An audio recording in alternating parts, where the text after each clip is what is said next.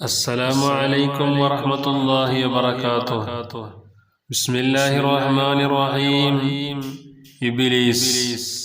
ഇബ്ലീസ് വഴിപിഴപ്പിക്കാൻ വന്നതുപോലെ ശൈഖ് അബ്ദുൽ ഖാദിർ ജീലാനി റളിയല്ലാഹു അൻഹുവിനെ സമീപിച്ചു.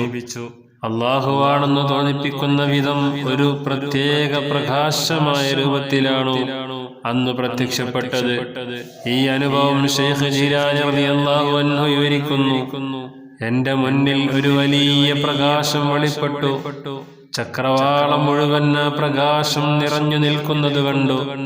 അതിൽ നിന്നൊരു രൂപം ഇറങ്ങി വന്ന് എന്നെ അഭിസംബോധന ചെയ്തു. ഓ അബ്ദുൽ ഖാദിർ, ഞാൻ നിന്റെ രക്ഷിതാവാണ്.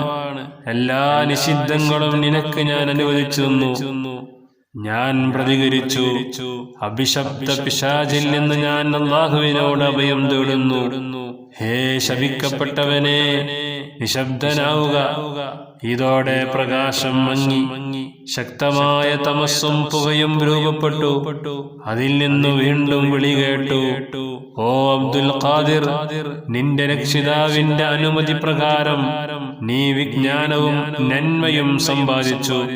അത് എന്റെ ചതിയിൽ നിന്ന് നിന്നെ രക്ഷപ്പെടുത്തിയിരിക്കുന്നു.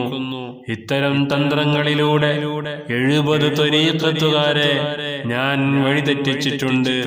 സുഹൃത്തുക്കളെ, നാം നന്മ ചെയ്യുമ്പോ പിശാചുക്കൾ, ശൈത്താൻ നമ്മെ പിഴപ്പിക്കാൻ പല രൂപത്തിലും വരും. നാം ശൈത്താനിന്റെ ശർറിൽ പെടാതെ അല്ലാഹുവിലേക്ക് അടുത്ത് നാം നാളെയുടെ സുഖത്തിന് വേണ്ടി ശ്രമിക്കുക. അസ്സലാമു അലൈക്കും വറഹ്മത്തുള്ളാഹി വബറകാതുഹു.